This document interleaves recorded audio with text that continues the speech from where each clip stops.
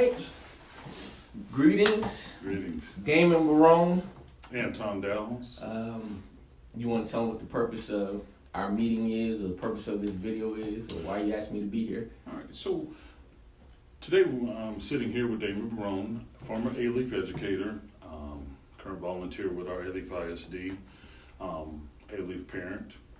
And we're going to talk a little bit about education, District F, and things going on overall within our community. So I'll let Damon go ahead and tell you a little bit about himself and his story. Just want to start off that it's not scripted. As you can see, I don't have a script here. I don't know what questions or conversations are going to be thrown at me. So the conversation will be as much of a surprise for me as it is for you. And I'm sure, likewise, if I, bounce something off of Anton, he's not prepared to answer anything that I may have or something that may pop up. But as he stated, former Alief ISD educator, I'm a current parent, Alief ISD, current taxpayer. I've been living in Alief ISD for the past 42 years. Graduated from Alief ISD, went to elementary school in Alief ISD, middle school and high school. So that's pretty much that. Active community member in Alief ISD and around the other districts as well. So I have a passion for education, have a passion for community service, and I guess that's some of the reason why you wanted to talk to me today. Is that correct? Oh, absolutely. I think that we need to embrace those that are in our community that are actually proactive, that show up. One of the things and concerns that I have about our community is that when it comes time to show up for the people most vulnerable, like our children, and Damon can attest to this, that when you're at that school board meeting, you're alone. Mm-hmm. The only people that actually show up are the people that work for the district. Yeah, 99.999% of the times, I'm actually the only individual sitting in the audience that isn't getting paid or recognized. So I can tell when there's something going on. As far as when I say something is going on, I mean maybe the district is recognizing a community member, or the district is recognizing business partners or what have you. The parking lot's always crowded. But after those recognitions are over with, and I'm generally always the only individual sitting in the room that's not being paid by the district. So that means the administrators, the higher administrators, and of course the board members. So if you had to say anything to parents in our community, in the district, or as a whole, just anywhere for that matter, what would be your advice as a former educator and as an active parent? What would be your advice to parents in our community when it comes to going to the school board meetings, the PTA or whatever, being involved in the district? My advice would be to get involved. I mean, oftentimes with anything, I mean, we talk about anything. People always want to get involved when it's too late, or when things are bad, or when things have gone array for them. Then they want to get involved in the politics of school districts or the education of their child. But unfortunately, all those decisions are made way before you find out about it, way before you get upset, way before your child, your family is done wrong by the district or administrator or educator or whatever the situation may be. So it requires you to stay involved, and it's a lot to learn. I'm not going to lie to you. It's a lot to learn. So the sooner you get involved and the more you are engaged, the more you get to experience on how much of a business that it is, how much politics is involved in education. I'm going to be honest with you. I had no idea that it was so much politics in education until I started peeling back some of the layers of the onion. And those are the things that they don't want you to find out. Unfortunately, a lot of people say that, it's education. I don't know education, so they tend to stay away from it. But actually, it's a business. So when you go to the meetings and you see things that don't make sense, it kind of adds. I'll give you an example. If I go to a restaurant, right? If I go to McDonald's, right? They sell hamburgers. What, a couple million hamburgers a day, right? Billions of hamburgers a day. So I go to McDonald's and they advertise they sell hamburgers because I see the menu, right? And so I ask for a double cheeseburger. And then the lady behind the counter or the gentleman behind the counter says, we don't sell hamburgers. My next question is going to be, well, why do you have it on your menu, right? Common sense, right? Now let's flip that to education. In education, their menu is their mission statement, their vision statement, and their goals. So when you go to a school district, right? When you go to a school, when you go to an ISD, and you look at their menu, and they're not doing the things that's on that menu, common sense would ask, why do you have that on your menu if this is not the things that you're doing? And I agree with that. And what I would add to that is that from that perspective, you're ultimately just saying, hey, look, if you're only going to know whether things are being done the way that they promised, based upon their mission statement, their values, and the goals, if you show up. Correct. So, with that being said, I see you're active. I make my rounds as well, and not only just for the community children, but for my own. I think showing up and your kids seeing that you're willing to come in and show your face, say hi, have lunch with your child. I mean, a lot of schools in our district do allow you to come have lunch with your child. Right. And be a part of the collaboration, which we'll talk about later, because I know that's a big deal for you. As part of also Alief's mission statement to that the partnership between the district and family and the parents and community is to be a collaboration. Correct. So not just me collaborate with me, but collaborate with you as well. So that's very important. Absolutely. And so one of the concerns that I have outside of parents showing up is the level of commitment by some of the people within the district. Now, this is not a shot at any individual directly, but or to put specific people in a box, but you hear about teachers who have done some very horrible things. You hear about administrators who have broken the law and done things that realistically should have taken them out of employment within the district. You talking about Alief specifically or holistically? Just as a whole. Okay. But now let's go and let's directly speak to Alief ISD. Okay. There's a story about one administrator at the school level, a principal who had some domestic issues and was arrested and charged with family abuse, and ultimately was able to keep his job. Right, you're talking about the principal at the intermediate school. Yes. Yes. Now, this also mirrors a situation quite similar to that you are very privy to based upon your involvement. Explain to everyone your story and how there's a differentiation at the district level when it comes to who gets what and how they get treated. Okay. Without going into details of either story, I think the synopsis of the situation is that policies and procedures are not being enforced consistently, if you will. My concern is not so much, my concern is not if the policies are being handled the wrong way, but being handled the wrong way consistently. I can accept that because that's just a matter of correcting the mistake. Hey, the policy says this is what you should be doing. What happens is the policies and the procedures are implemented on an individual basis, right? So, employee A shouldn't be subjected to policies and procedures that are drastically different than employee B, right? Yes. Situations that happen with employee C should not be handled completely different from situations that are happened similarly situated, which is important, to employee D. And that's where my concern lies. Okay. If you do for one, then you must do the same for the other. If you're going to be consistent over here, then you got to be inconsistent across the board. So I think that's the bigger part, because there's many more. There's more teachers out there. There's more principals. There's more administrators out there than just Damon Barone and this Amador. I'm just gonna say his name, Amador, at the intermediate school. So the problem is that the district uses its personal and professional privilege, right? Yes. to sanction or not sanction who they want to.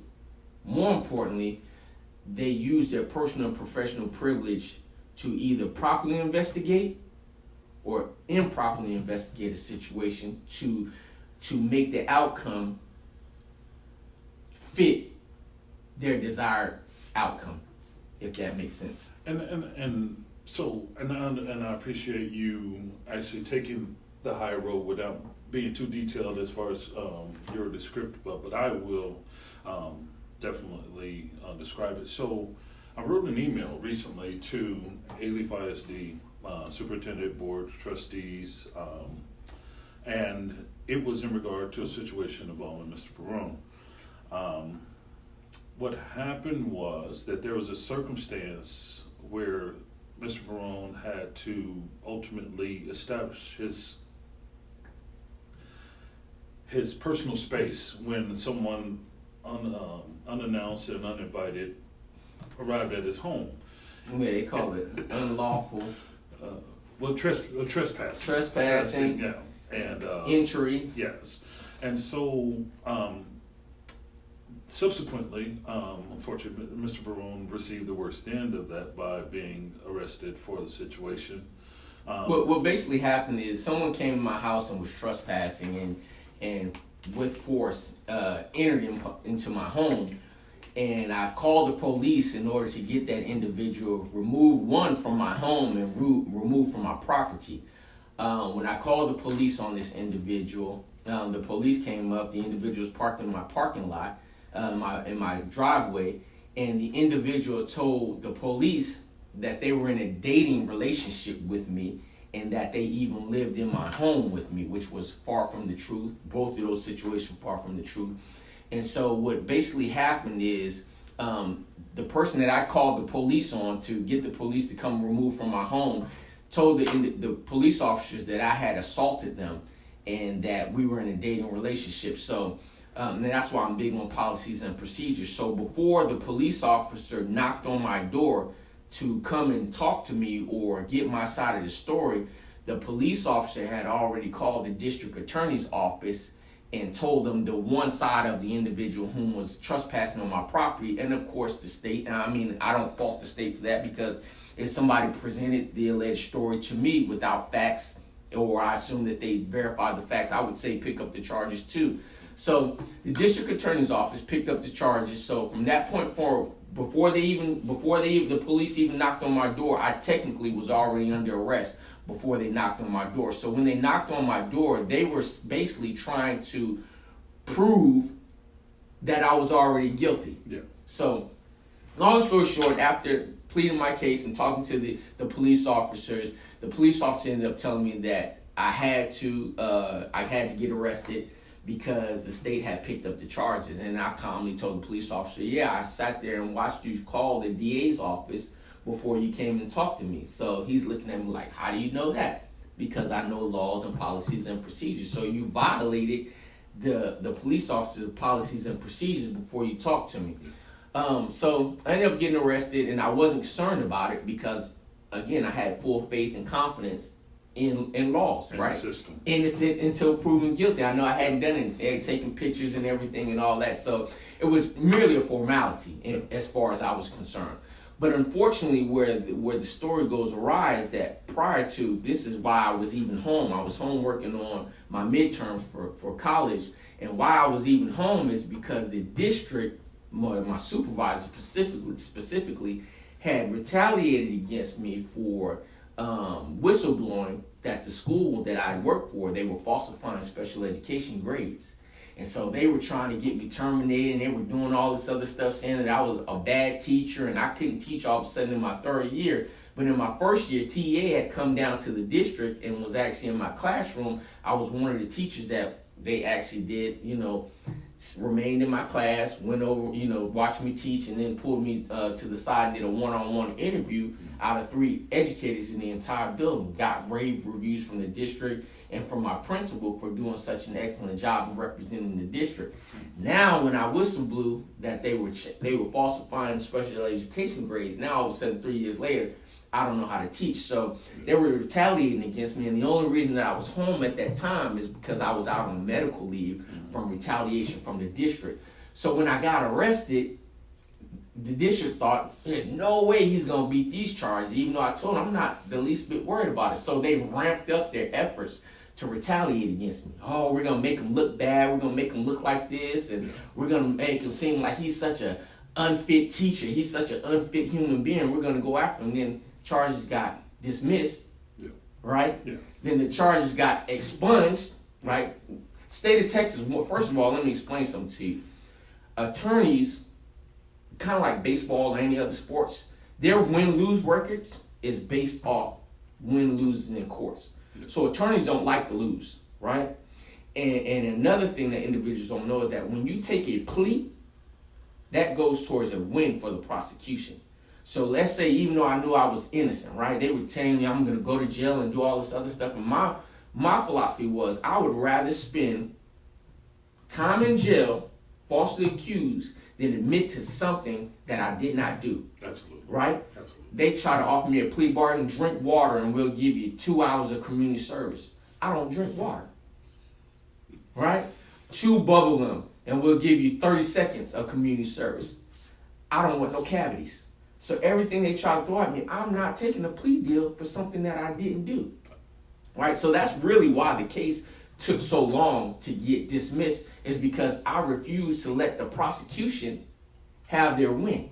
Yeah. Anything that you plead to is a win. And I'm gonna go real quick right there. I don't want to derail this too much, but right there, I think that's representative of the system. Mm-hmm. Think about how many young black men and women, Hispanic, whatever, are sitting in a room, kind of like this, with a guy sitting across from you telling you you're going to do 7 years, 15 years. But if you tell us that if you go ahead and admit to doing the signed statement, you'll only do 3 years probation. Yeah, we'll give you time served and whatever. So that another. So that's a whole different animal. And realistically, you had to deal with that at the hands of someone that realistically used the system against you. Mm-hmm. And the officer didn't do due diligence by getting your side of the story to try to make it. And he acknowledged that after the fact. That's why that was his peace offering to me, that he acknowledged that he had made a mistake and that he wouldn't even have taken me to jail had the DA not picked up the charges. But he wasn't used to someone that knew the policies and procedures and laws, and that's why I hit him with, because you didn't follow procedures and come and talk to me before you contacted the DA's office, and he kind of got quiet. Yeah. But here's the deal. And with my former position as a bail bondsman for 8 years, dealing with the court system, with law enforcement, attorneys, I will tell you that just because all of a sudden the district attorney's office says we're going to pick up charges, that cop has the ability to call back and say, hey, I made a mistake. Mm-hmm. This is not what it originally appeared to be. But how many times do people admit that they make mistakes? Very few. If at all. I mean, if that was the case, and then we talked, and this is how I even know, because we talked on our way to the jail, we talked about his retirement. He was going to do 1 more year before he retired, and this, that, and the third. So basically what it boils down to is, and I'm not even mad at him. Even after all this, I'm not mad at him. At the end of the day, that cop is a human being just like everybody else. So the difference is, when I make a mistake, and I'll give you a prime example, I'll use me. When I first started teaching, we were doing number bonds, right? And I thought I was on my thing doing number bonds. And about 3 weeks into it, I figured out that I had completely messed it up. I taught number bonds wrong. You know what I'm saying? I mean, I was on my groove, and I realized that I had made a mistake. But when I went back, when I realized that I made a mistake, instead of letting my students fail, and just saying, okay, nobody knows, nobody's the wiser. Yeah. I went back to my students and told them, Mr. Barone made a mistake. Everything that I taught you was incorrect. This is the proper way to do it, right? Yeah. Now, this cuts into the time of them learning the proper way to do it and take their test, but it's much better for them to have a day or two of the proper way of learning it versus I know they're going to take the test because I messed up. Well, plus through humility, a lot of times humility, we learn, right? We become better people and we gain more in the end. And so that was your moment. And So I say that to say that when we as humans make a mistake, fortunately for me, my mistake didn't cost my children or my students. I say my children because they're my students. I consider them my children. Fortunately for me, that my mistake didn't cost my children, my students, their freedom. Fortunately for me, my mistake or my bad day at work didn't cost my students or my children their life. See, being a police officer, everybody thinks, they want to talk about, I want to be a judge, I want to be this, that, and the third. But a police officer is the only individual in the world that has the authority to take your life. Let me say that again. The police officer is the only career that has the authority to take your life. When you go to jail, when you go to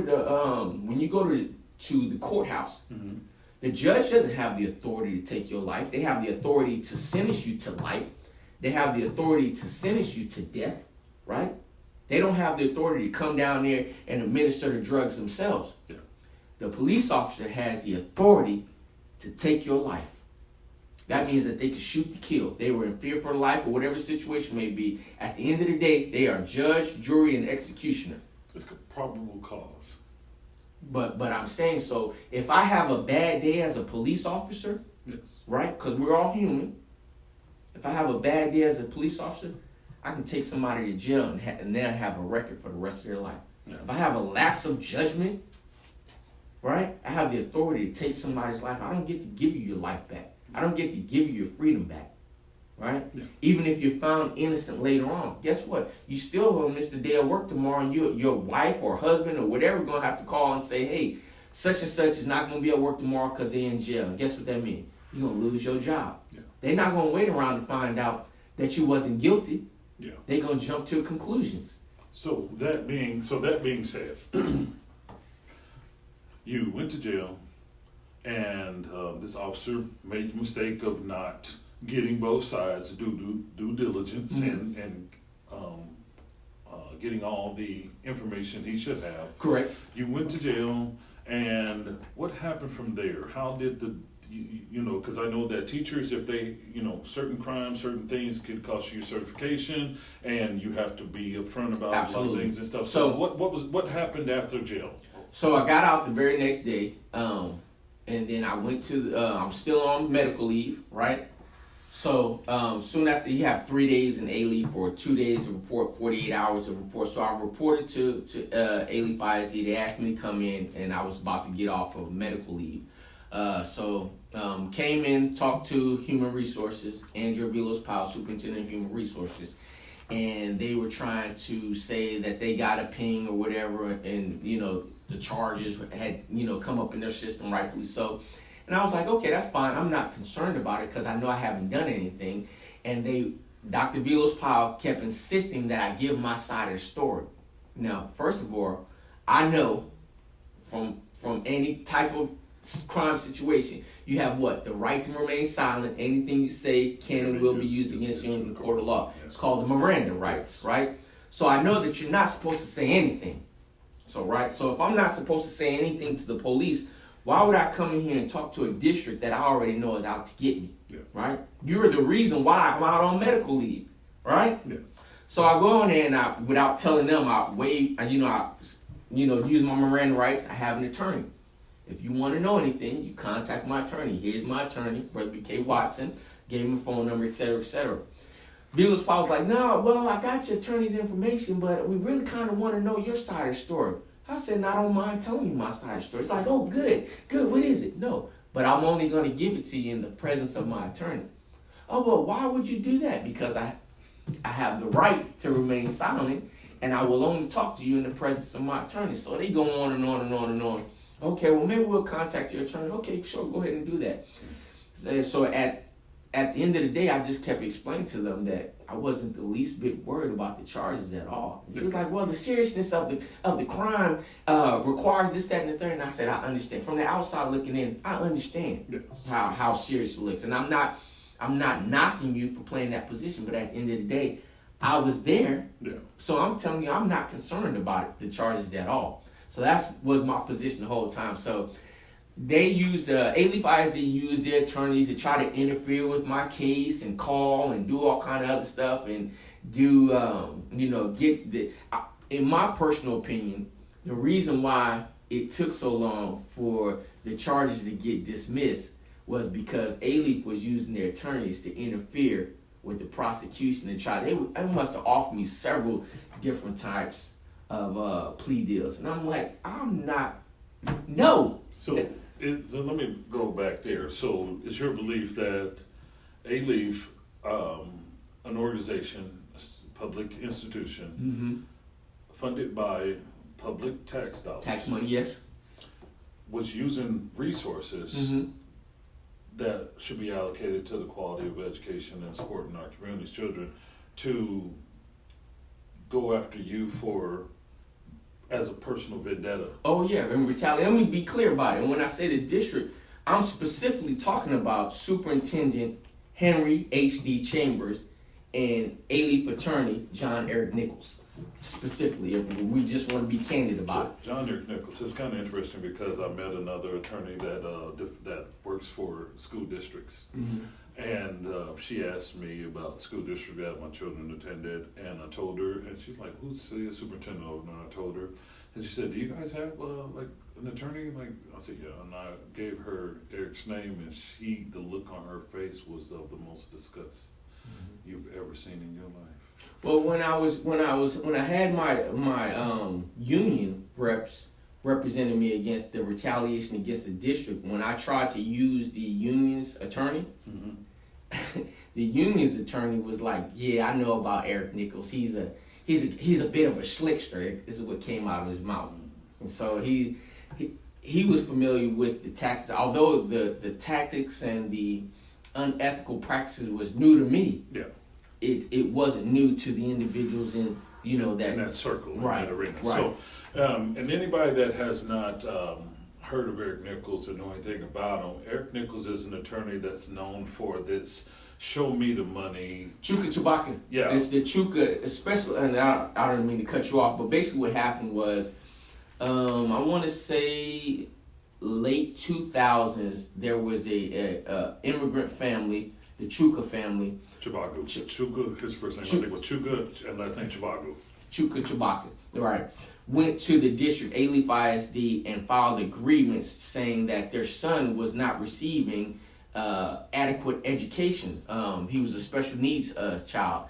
And so the parents were just saying, "Hey, you're not teaching my kid. You got him in the classroom, you're not teaching him anything, and he wants to learn, you're not doing anything." So they filed a grievance, they went up to chain of command, did everything like they were supposed to do, and what the district response to the Chuka family was to file a lawsuit against the Chuka family. Yeah. So allegedly, the school district didn't know that Eric Nichols, the district's legal counsel, Eric Nichols, sued the family for millions of dollars, and this lawsuit went on for several years, and it wasn't until Fox 26 News got involved and came to the school board, one of the school board meetings, and tried to do an interview with the district. It wasn't until then that the district pretended like they didn't know that the district had been in a lawsuit for several years. My concern is this. One, if Eric Nichols was suing this family for all of these years, one, who's paying that, right? Yeah. The tax money was paying it. And two, if he's a rogue attorney suing a Alief family and an Alief special needs kids for all these years and you don't know, why in 2019 is he still currently the legal counsel for the district? Well, so, hold on. So on the flip side of that, if you did know about it and you lied to Fox 26 News, because at the time on the board, who are current board members, Ann Williams was on the board. Rick Moreno was on the board. Lily Trump. Lily Trump was not on the board at that time. Sarah Winkler was on the board, but I'm talking about current board members now. So they know about that case. So one of two things happened. Either Eric Nichols sued the family for all those years and put the district in debt, and the board didn't know about it. He should have been terminated as legal counsel for the district, or Eric Nichols sued the family for all those years, and the board knew about it. So they should have both been disbanded. Well, here's what Does that make sense? Yeah. So here's what I would tell you. What things that I've kind of come to learn about this board is you see a lot of this, but you don't see a lot of action. You always get that common response. Oh yeah, I didn't get that email, or oh, I didn't know about that, and you're like, okay, because you got to know that they knew about that. They you got to know, because this guy's whole thing, show me the money. He did a presentation. It's on YouTube. Somebody's paying them, so even if they don't, they approve the budget. They look at but let's say they didn't know. You approve the budget. And those legal fees will definitely be there. Those legal fees will be in there. And you're supposed to get legal updates. Absolutely. You understand what I'm saying? So if that wasn't happening, then guess what? Then Deanna Wentz, who's the CFO, should be terminated. Your superintendent should be terminated. Right? Your legal counsel should be terminated. Either way you go with it, it's a whole bunch of people that should be terminated. But what I've learned from voicing concerns about the district is that the individuals that do dirt in the district or do dirt for the district remain in the district or get promoted. Yeah. Those who tell and do the right thing, to do the thing that's on the menu, the mission statement, the vision statement, the goals, anybody that talks about those or ask questions, those are the individuals that are ostracized. Those are the individuals that are retaliated against. Yeah. So if you want to get promoted in the district, support them in their lies. If you want to get promoted in a district, falsify the affidavit. You know, it's interesting because I have been told by employees of the district, those that still may be employed and those that have left, that about situations where they were forced to change students' grades and to a passing grade. And these are typically at the schools that are currently on improvement required by the TEA, or schools that don't want to be on that list. Right. So what you have to ask is the question is, are your children truly receiving the grade that they've earned, or is it just a grade so that no one gets in trouble, or they don't get put under the microscope? Right. So that sums up realistically just the kind of behaviors, to kind of give everybody kind of look at what you're really dealing with if you're an Alief employee or someone with more concern for the children than the operations of the district. Right. So back to you. Well, just to piggyback on what you're saying, I can surmise that, and again, this is things that I've heard with my own ears. Back in 2012, I was on the Alief Leadership Network Committee, right? It was myself, a current board member who is Natasha Butler, and the immediate past board member who is Tiffany Thomas. Okay. This was before any of us had aspirations to be in the classroom for Alief or be on the board. So it was me, Tiffany Thomas, Natasha Butler, a whole bunch of other community members as well. So HD comes into the room, HD Chambers, Superintendent Chambers, and he says that he and his staff have the ability to make data say whatever they wanted to say. I was like, what? It's kind of like one of those things you hear, but you don't believe it. Yeah, you're I'm like, he said that in the open. And that was in 2012. But it wasn't until much later, right, all through being committee members or volunteers in the district, I decided to go to be an educator in the district because I wanted to give back more. Tiffany Thomas decided to join on the school board because she wanted to give back more in that capacity. And later on, Natasha Butler decided she wanted to give more in the capacity of being on the board. So we all got groomed out of this leadership network. We all heard the same thing. So my point is of saying this is that this is not, this information or this being heard is not only by me. This was in a room of individual leaders throughout the community, and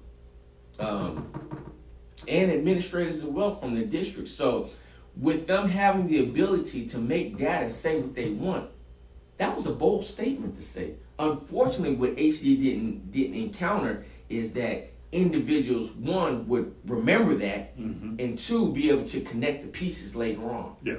You see what I'm saying? Because many of the things that goes on in the district, if you just know about one thing or you just understand one thing, it doesn't seem that bad. It's kind of like chunking, right? So when you start to connect the pieces, then it gives you a better piece. Just think about if I had a puzzle on the table and it wasn't together. It was all broken up in pieces, right? It isn't until you start putting those pieces together and seeing how they fit until you get a holistic view of like, wow, this is crazy, right? And so what I've noticed over the years, especially doing Superintendent Chambers administration, is that they like to keep individuals in silos, never once crossing paths. So they got a superintendent council, they got a this, that, and the third council, they got a this, that, and the third council. But none of those individuals go from silo to silo. Yeah. And I'll give you an example of what I'm talking about. I used to get, and I'm using this nicely, I used to get ostracized on my campus by my administrative principals, specifically and my assistant principal, because I knew more about the district than they did. How did I know? Because I was on all these committees. I was on the bond steering committee. I was on the leadership network committee. I was on the bond referendum committee.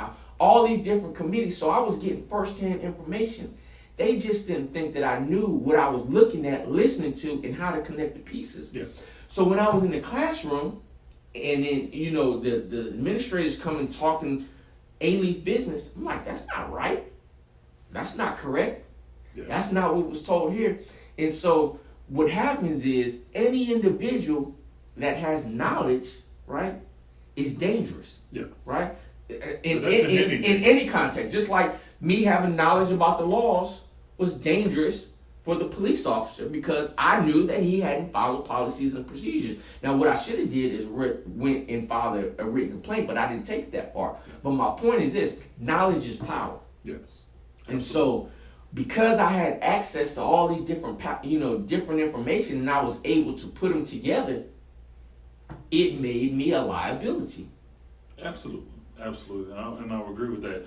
I've seen that in corporate America before. When you have better understanding than they think you do, and they think they are talking in code around you, but realistically everything is clicking for you, and then you're able to regurgitate and emulate them based upon their actions and say, hey, I can do that. They thought I was the community that they serve. They like to talk about, our children are ESL or, risk load analysis.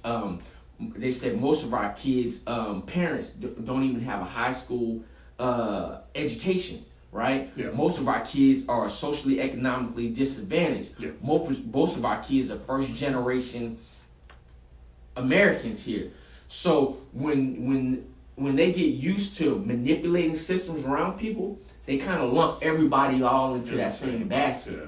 So when it comes time to deal with somebody that didn't fall, they're like, oh, we don't know how to deal with this individual. Yeah, because we're so used to treating everybody like this. Because Right. I've heard it too. Imagine if I was but most of our parents can't even do the work that we send home with their children. Huh? Right.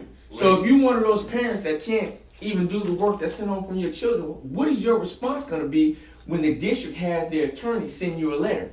Whether that letter is right or wrong, the fact that it came from a law office, you can go, oh, I don't want no problems. And you're going to back off. You're going to back off. You're going to assume that they know what they're talking about. And even if they don't know what they're talking about, I don't want them coming over here getting into my business because maybe I'm here illegally. Maybe my green card has expired. Maybe I feel like they might throw my kids out of the district. It could be a number of situations. Yeah, or maybe but when you got a parent such as myself that gets a letter from the district's attorney, the Alief ISD's attorney, and say, this ain't right. I'm going to file a grievance because I know this ain't right. Public enemy number one. Absolutely. Let me put it to you like this. If I didn't know what I was doing, and if I wasn't right, and if I wasn't following policies and procedures, Alief ISD would have taken me out a long time ago. Oh, I agree. Period. I agree. And here's the deal. So for me, with my dealings with the district and then knowing your story and then delving deeper, right? Because when you start, I'm the type of person that when you start to hearing negativity, bad things about a place you do business with, or in this situation, they have temporary custody throughout the day, Monday through Friday, of my most valuable asset, my children. Right. So that's my biggest concern. I'm glad you said, stop right there. I'm glad that you said that. Because they like to try, and I say they, and I'm talking about HD and his cronies and his counsel. They like to try to paint me out to be such a negative person, bad person, this, that, and the third. And the only reason that I'm equipped to handle these type of assaults and foolishness is because I went through a horrible custody fight and battle with my ex-wife. So I've heard all these things before. So one thing, again, we talked about the state of Texas dismissing my charges and getting an expulsion. Ain't no way in the world they gonna do that if there was an ounce of guilt in there. No doubt. Right? The second thing is, went through a custody battle for several years. Primary custody of my son. This is all on court records. You can go look at it. Primary custody of my son, right? If I had an ounce of being a horrible person in me, there is no way that I would have primary custody of my son to the age of 18. Absolutely. From the age of 1 to the age of 18, not going to happen. First of all, a male doesn't normally win custody of their child. Yeah, it's very rare. And the thing that I wouldn't do is lie on my ex-wife. I would never say that she was a bad mom, horrible wife, great mother. So even though she was lying on me and saying all kind of other stuff about me, I would never lie, right? I would never lie. You know, a lot of people like, Damon, you're not going to be able to do it. I don't know what you're going to do, but you're not going to be able to win. So I say that to say, if there was something mischievous about me, anything, I would have never had custody of my son. I would have never got my case dismissed, and I certainly wouldn't have got my case expunged.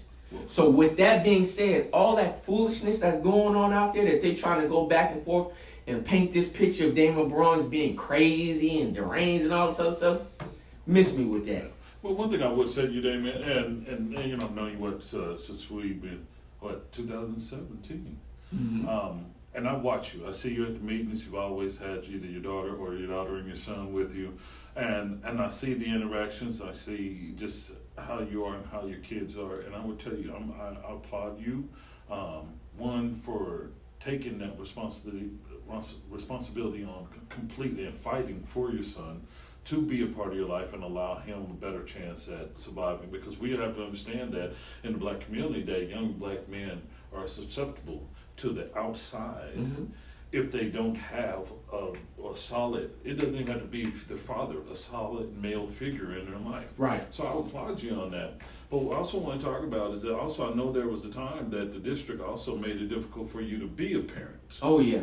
While I was on suspension with pay or suspension without pay, whatever you want to say, they would not allow me to go on district property. Basically, they had found me guilty.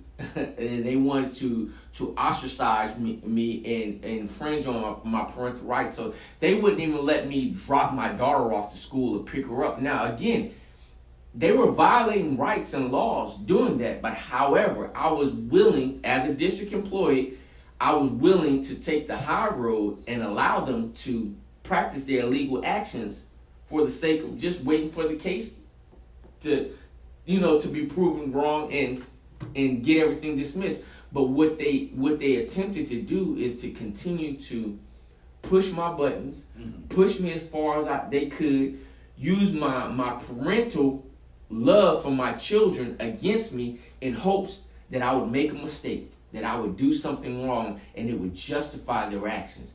They were trying to, even though I knew I had a right to go on district property to pick my daughter up, they would have things like have her teacher try to get me to come in for a parent-teacher conference.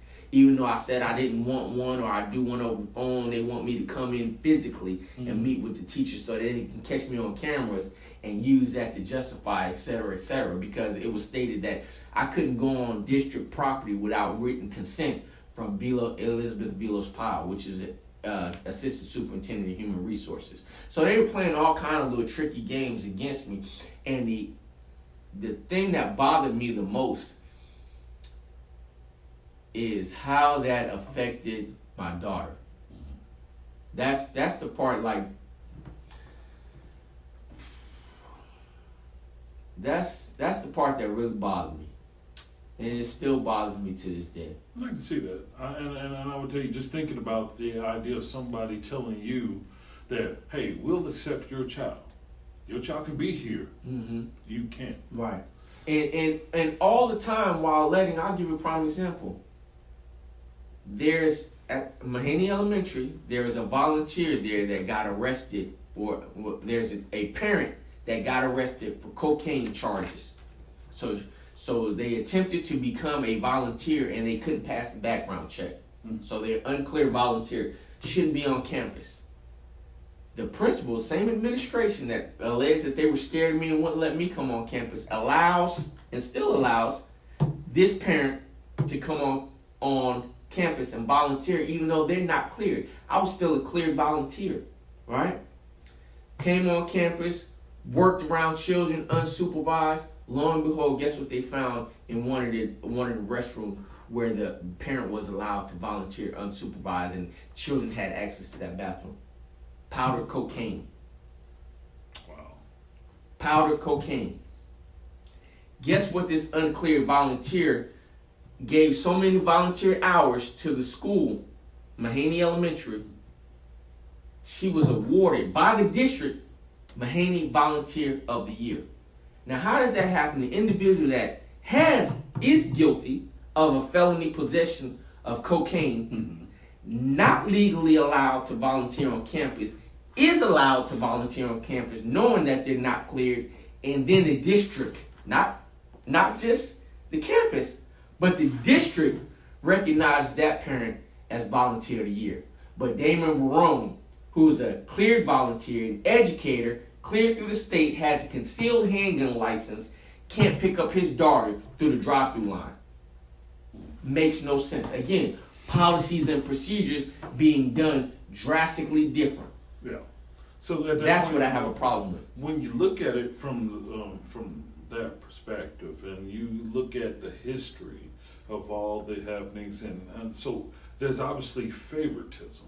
Now, is that favoritism based upon race? Well, let me take favoritism based on benefits. So the question is why. I used to get in trouble as a child because I would always ask why, and then I would always take everything apart. Like my mom bought me a radio. I wasn't comfortable just flipping the dial and knowing that the dial moves over. I want to know what happens when I scroll this dial and this thing moves over. So you have to actually take the context of everything. Now that you know the whole story, break it apart and ask yourself why. Why are they doing it? What is the benefit of the district allowing that parent to volunteer at Mahaney Elementary? The benefit is when you get those volunteer hours, you get extra money. The school gets extra money for volunteer hours. That's why when you go to your child's school, they make sure you sign in. They make sure that you sign in so that they get recognized. They get recognized for those volunteer hours. So the principal gets acknowledged or recognition from the number of volunteer hours that they get on campus, which in turn, the district gets recognized for all the volunteer hours that they get holistically. Yeah. So you're like, wow, why would they? Now it makes sense why you would let this individual that you know is not cleared and is not working volunteer at your school nearly 40 hours a week because you're getting volunteer credit.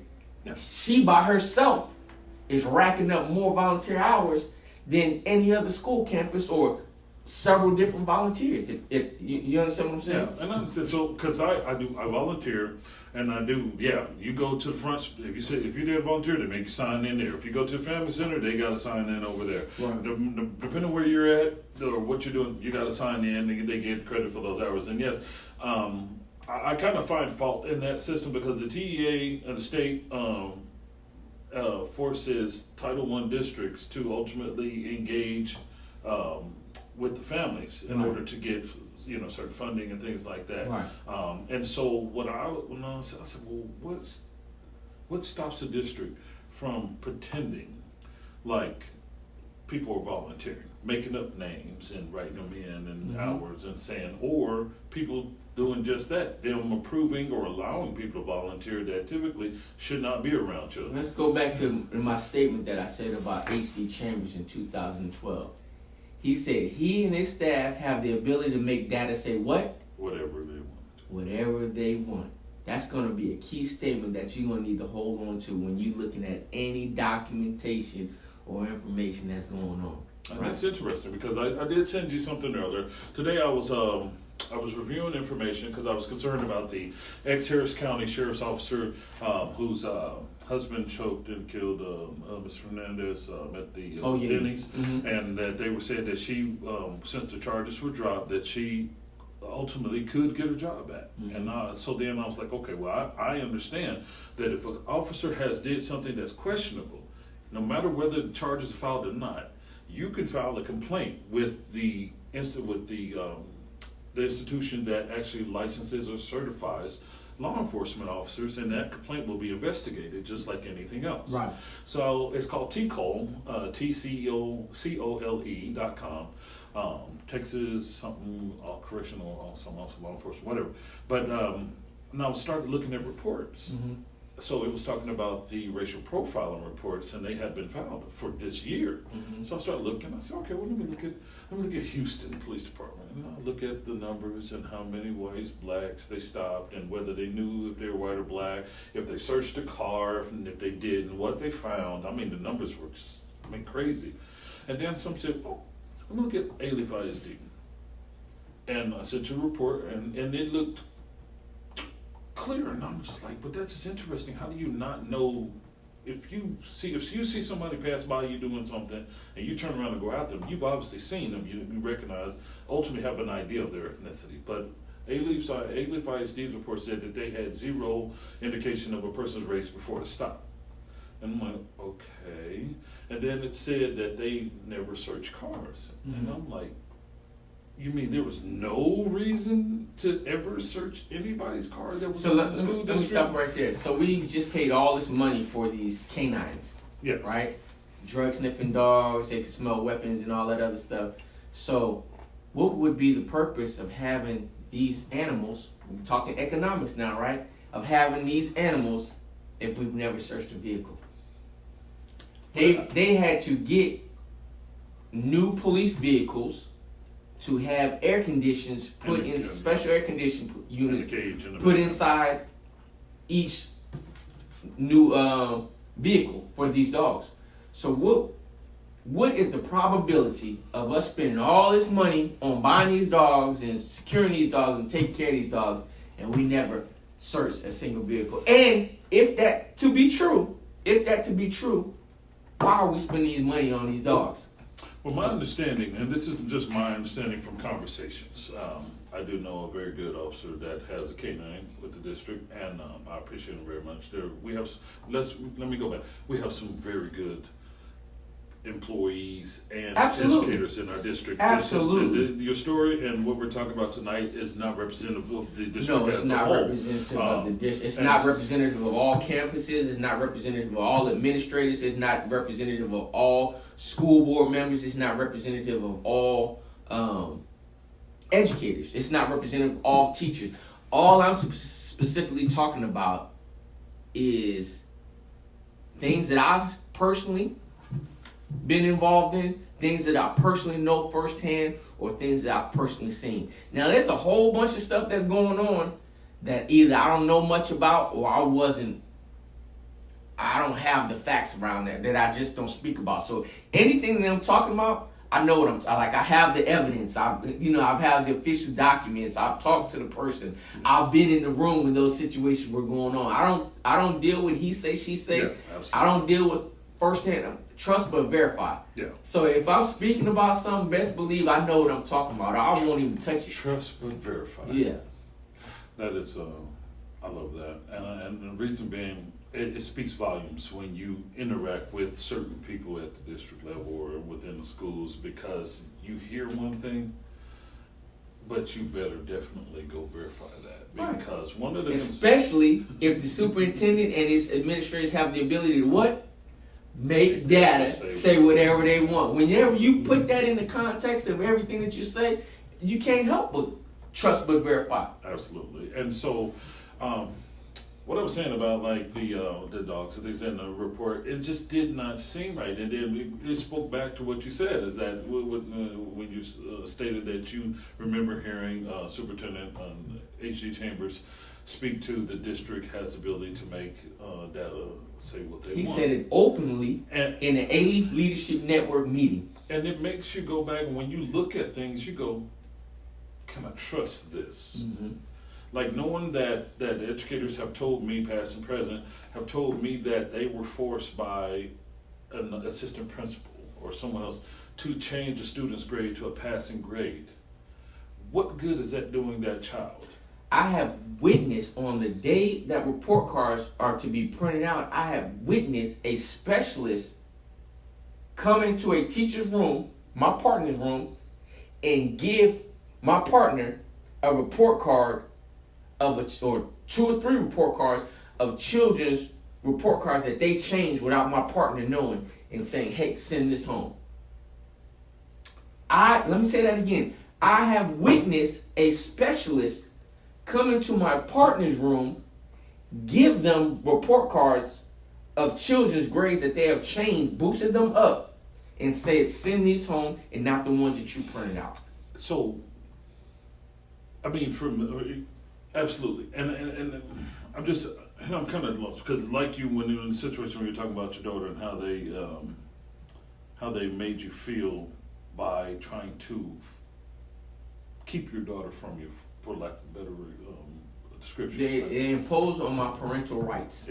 Absolutely. And having children in the district and knowing this information, seeing it, Mm-hmm. I want to make sure that a lot of people know that we're just not really pulling this out of thin air. A lot of stuff that I know Damon has is privy to or has been Public information. And then a lot of it's online. You can go to my case and this is where they thought they were winning. When I filed a lawsuit against the district, I'm gonna be honest with you, I never thought that I would win because I'm not an attorney, right?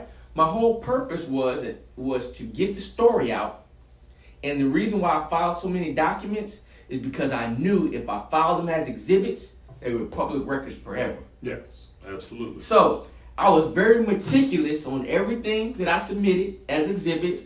I was very meticulous on numbering my exhibits. I was very meticulous on everything that involved making those exhibits public records because I knew that even if I lost, those documentation will be public records forever. And I would agree. You were very meticulous. When I look at them, I was just like, oh my God, he put everything in there. I mean, every email, every phone call, everything. And I tell people, I said, I told you a little bit ago, I said, I have given it a name now. When Damon Barone goes in and actually holds people accountable, I say, you've gotten Barone. Because I have to commend you, brother. I really do. We're sitting here talking, and I hope that people are watching and that they're taking this in and not taking it as just 2 angry black men griping. I'm not angry at all. I'm not. Absolutely not. I just want what's on the menu. What exactly? That's all I'm saying. Exactly. And if the menu is wrong, change the menu, and then so I can ask for what you got. Because it's like going to McDonald's and you say, "Hey, I want a Big Mac," and then they give it to you with no Big Mac sauce. No, we don't sell Big Macs. We sell pizza. Well, why do you even have Big Macs on the menu? All I'm saying is if you sell pizza, change the menu to pizza. And that's a good argument because when you look at the mission statement and you look at the values and talk about accountable and helping children achieve and be all children, all parents, and all stakeholders. That would include Damon Barone as a parent. That would include Damon Barone as a community member, and that would include Damon Barone's children. Yes. The moment you leave us out of any of that, it's not all anymore. Exactly. So you must what? Change your menu or give me what it says on the menu. And it's interesting because you said that the exact same way you said it when you stood in front of the board of trustees during the school board meeting. And I tell you again, Damon, my heart dropped because I sat there watching a father pour his heart out to be included, right? To be understood and to be considered. Mm-hmm. Your children, your stakeholder. Mm-hmm. Your most valuable asset is there every day. Donate to the district still. $500 in coats. You did the coats. I did the coat drive. Time. I brought Santa Claus to Boone Elementary. I still give, even while they were discriminating against me and retaliating against me, I still give back because guess what? It's about the kids. Oh, absolutely. At the end of the day, it's about the kids. I don't care what HD Chambers and Attorney John Eric Nichols and what the board does to me. Guess what? Those kids don't have anything to do with it. And I learned that from what? My divorce, right? Yeah. It's the kids are number one priority.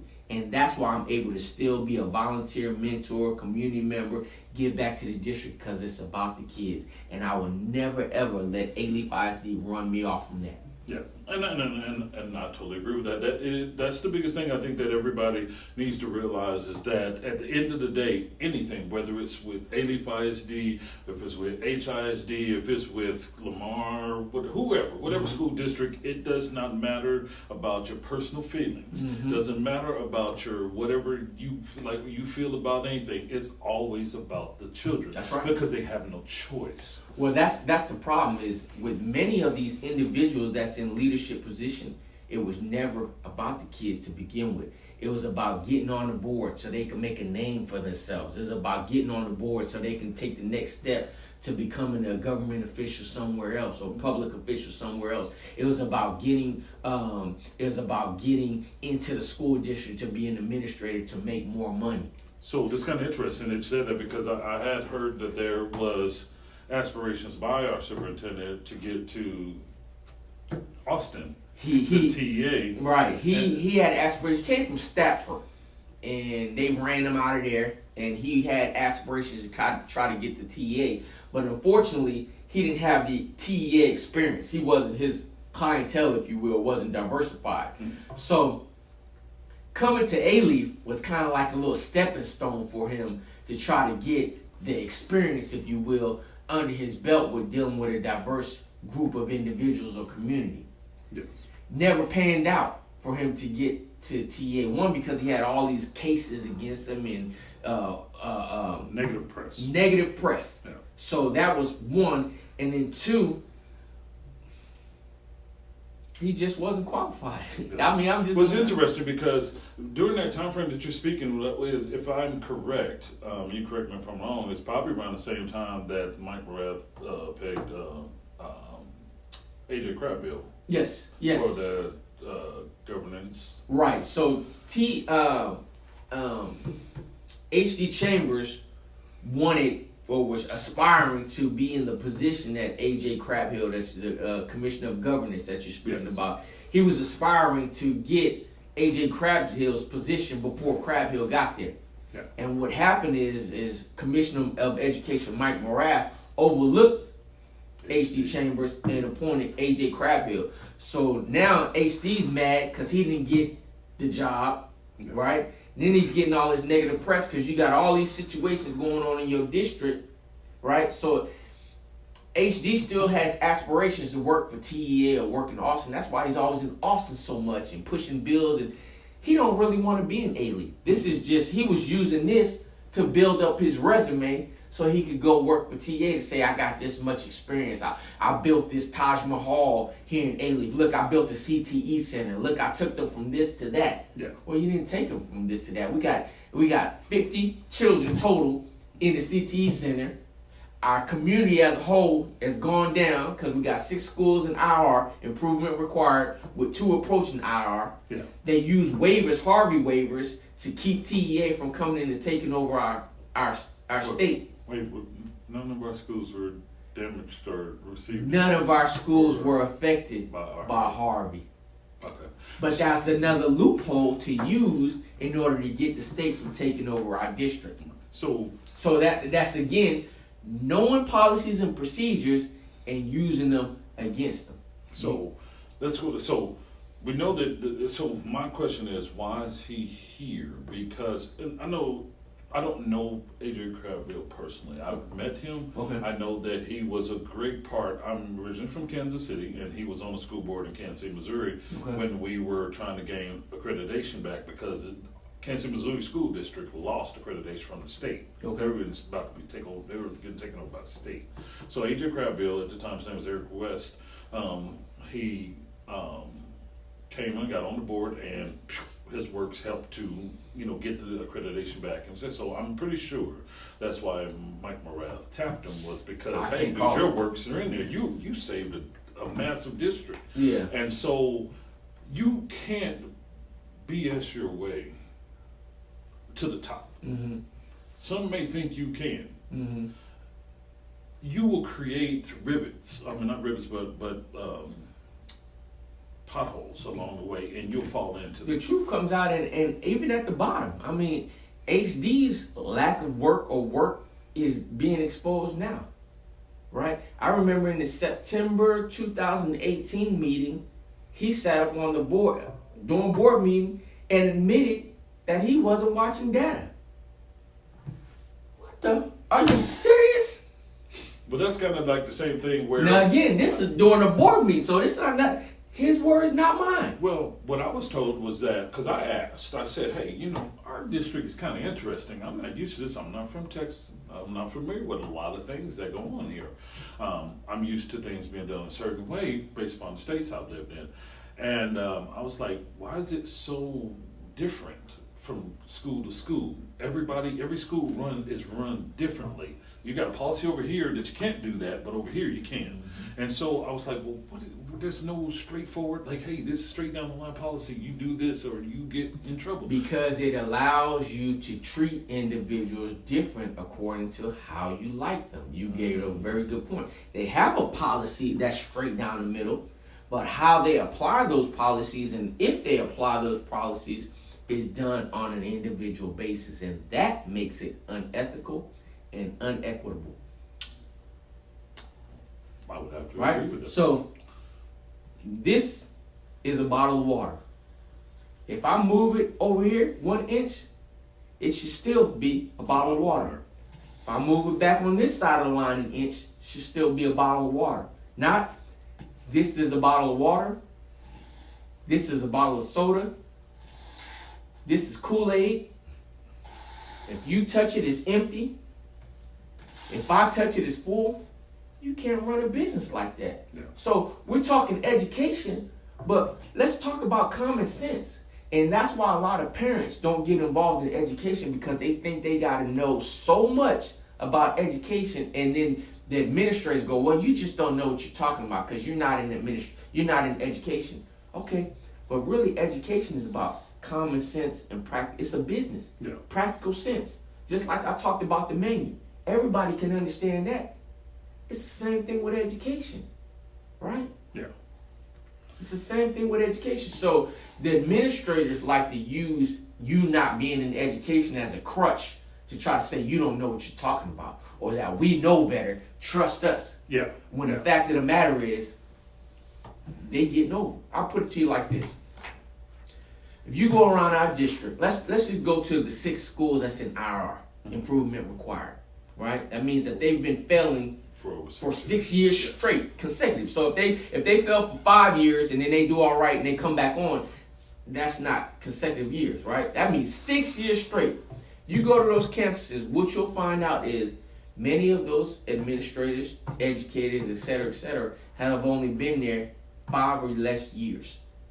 5 or less years in all the campuses, going around 5 or less years. You go to all the campuses, teachers move, different campuses. You'll rarely ever find an educator that's been on one campus their entire career.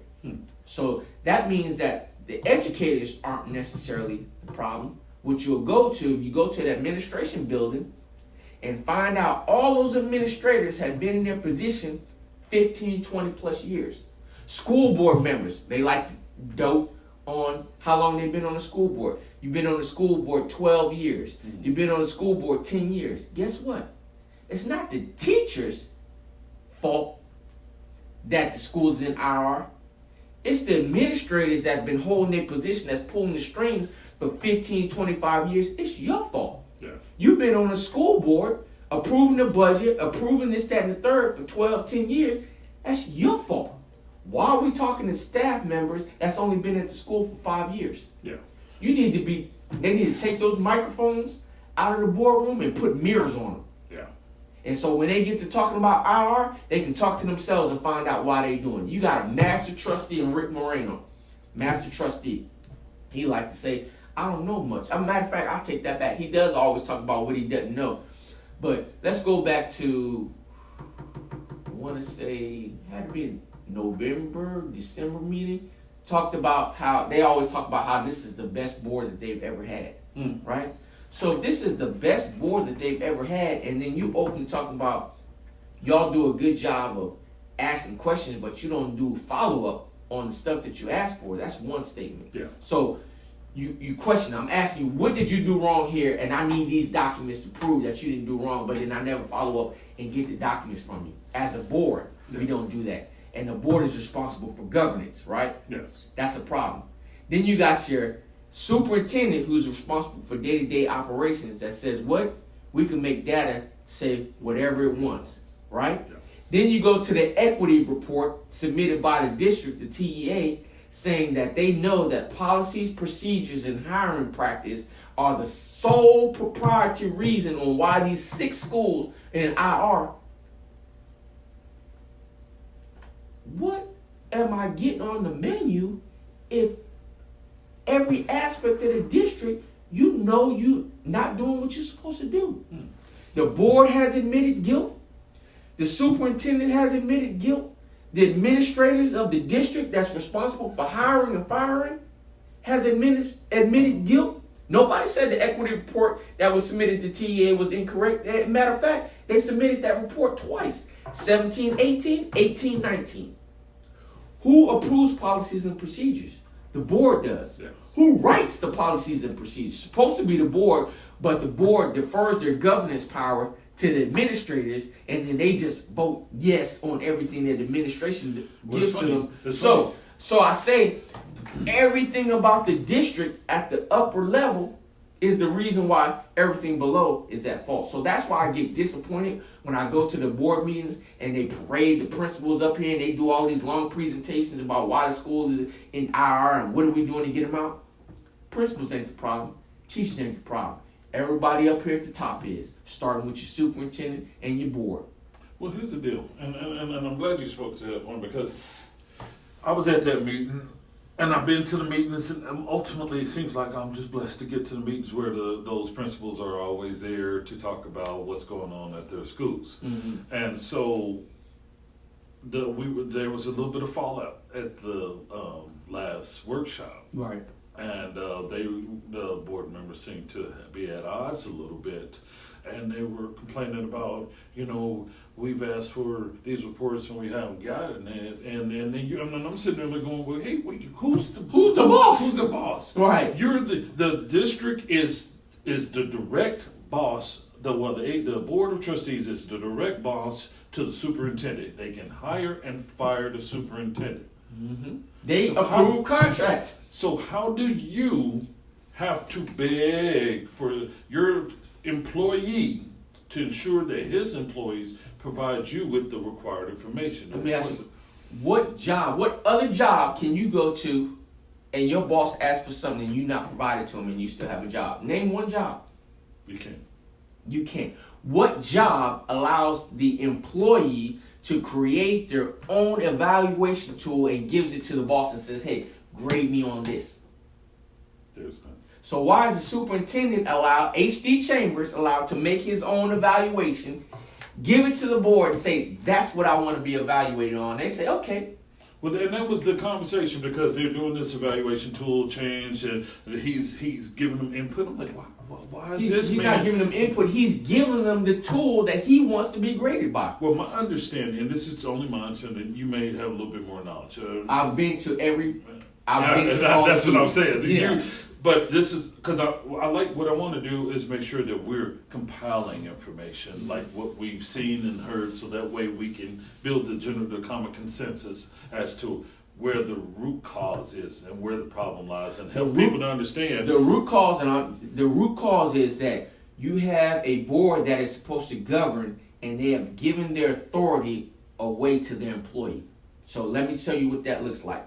That's, as a parent, that's like you giving away your parental rights to your children and allowing them to tell you as a parent what they want you to do, what they want you to do for them. That's what that looks like in the everyday world. I like to use real world scenarios because everybody's like, I don't understand education. Okay, go home and let your children run your home and tell you what you need to do as a parent. Good luck with that. You understand what I'm saying? Yeah. That's what's happening in Alief ISD. Alief ISD, the board, the parent of the district, has allowed the employee, the child, which would be the administrators, to tell them what they want to do and what they should vote on and how they should vote and what they should and should not do. That should never happen. But that's kind of interesting because here's the deal, David. Let's go back and talk about this. The bulk of the trustees, let's talk about. One works for Board of Education. Harris County Department of Education. Two of them actually. Two of them. One's a contractor, one actually employee. One is an educator for a school district. And another one used to work for the district. She's a retiree. Two of them used to work for Alief ISD. Yeah. So, and then one just raises his hand whenever he sees what everybody else is voting on. Right. The interesting part about it, the interesting part about it for me, is only one has children that's in the district. So when that one employee, when that one school board member votes yay or nay, they're voting directly on things that affect their child, right? Absolutely. That speaks volumes to me. So if they vote that none of the children get to eat, then I'm just being far-fetched. But if they vote none of the children get to eat, that means that their children starve too. Yeah, absolutely. So that one vote is the only vote that I truly admonish out of all of them. Then we talk about the trustees. We have one trustee who used to work in the district, no longer works for the district, but works for Harris County Department of Education, has children that never attended Alief ISD schools the entire time that they worked for the district.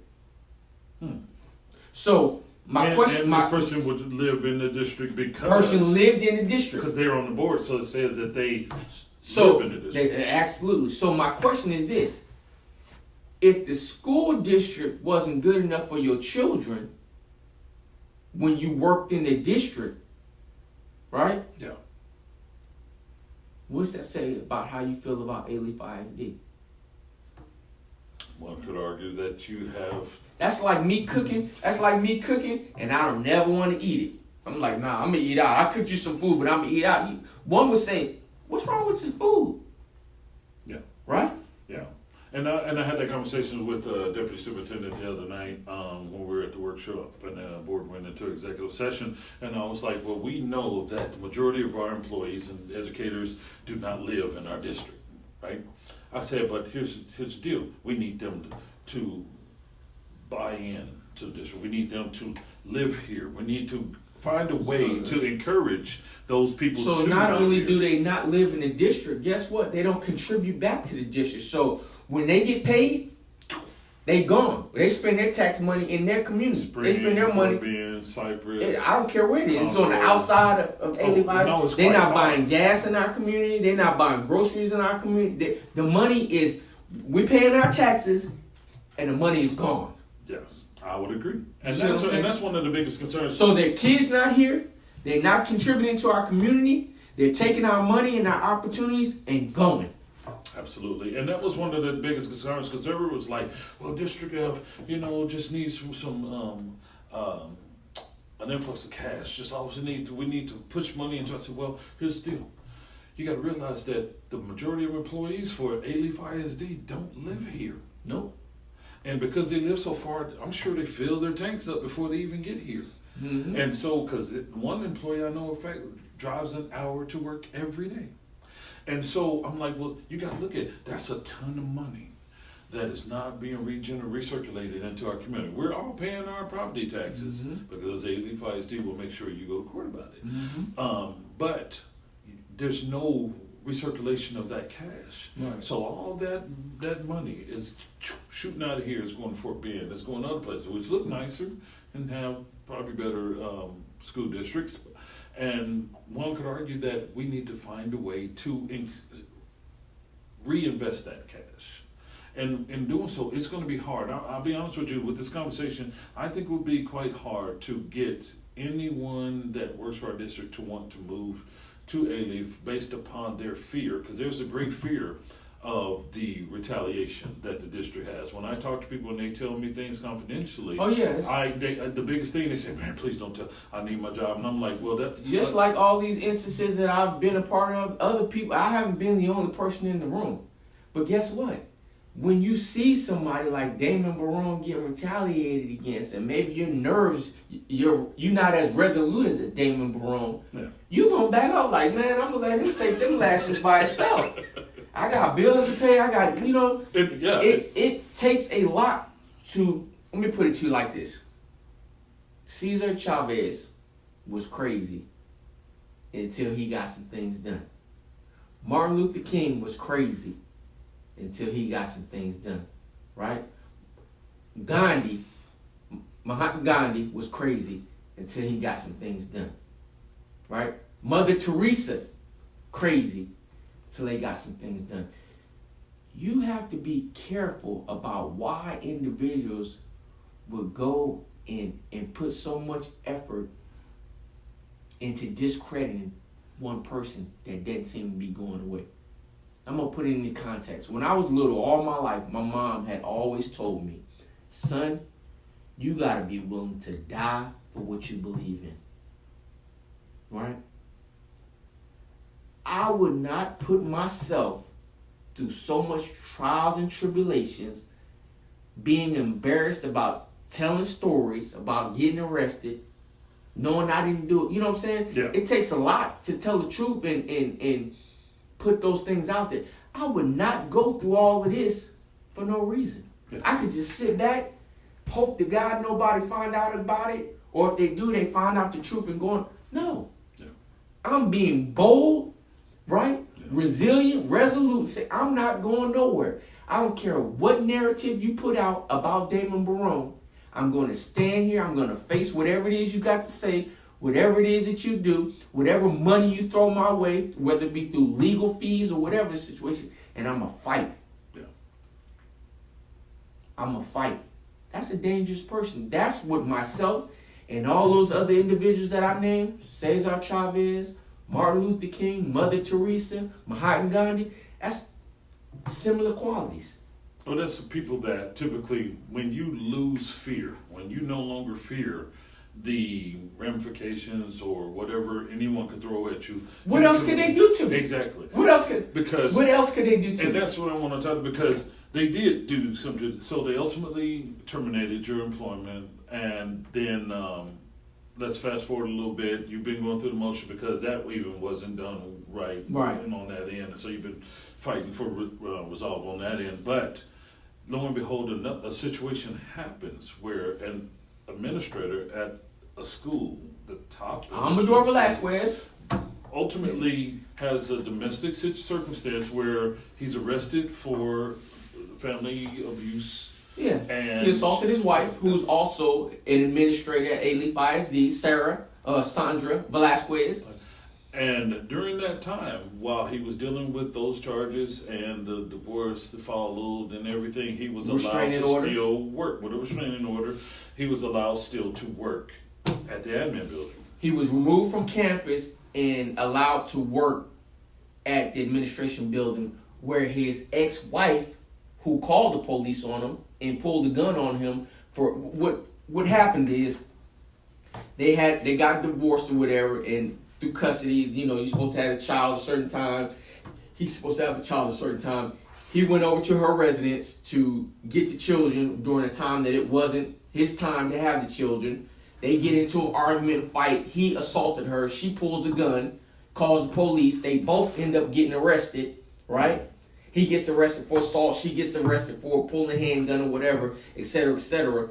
And instead of terminating him, he admitted, he was found guilty of assault, right? Instead of terminating him, they put him in an administration building along with his wife or ex-wife, who both got in trouble. They're both working in the administration building. One violating the protective order, because you can't be within 500 feet or something, or whatever other individual. So they violated the protective order. And two, they put the lives of everybody in that building at risk. The number one killer of relationships is family domestic violence, right? The number one killer of women is domestic violence, especially through divorce or whatever. Absolutely. When they divorce and file police restraints, that individual has a high chance of coming back and killing the individual that filed the police report on the restraining order on them, and employees. Yeah, to get to that individual. Exactly. So it's not my statistics. You go pull that data up and Google it all the time. So they not only did they put Miss Velasquez in great danger, knowingly, willingly, and knowingly, but they put everybody that worked, students included, that go inside of that administration building's life at risk. Most importantly, the thing that's on the menu that they said they do, they didn't do. Yeah. The thing that they said they do for Damon Barone, and I wasn't guilty of anything, right? They persecuted me, did all kind of stuff. They didn't do that for him, and he pled guilty. You can go to the Fort Bend website and look up his case. He's still guilty. And guess what? He's back at his job. Yeah. At O'Donnell Middle School. And I would tell you, based upon conversations I've had with people familiar with that situation, nobody was really happy about it. The staff was scared there. They didn't feel comfortable, and they voiced it to the administration, and nothing was ever done. I personally know people that have voiced their concerns to HD Chambers and the board. Nothing's done. They didn't like Amador Velasquez as an administrator before his arrest. Yeah. They said that he was abusive and disrespectful to the staff and this, that, and the third.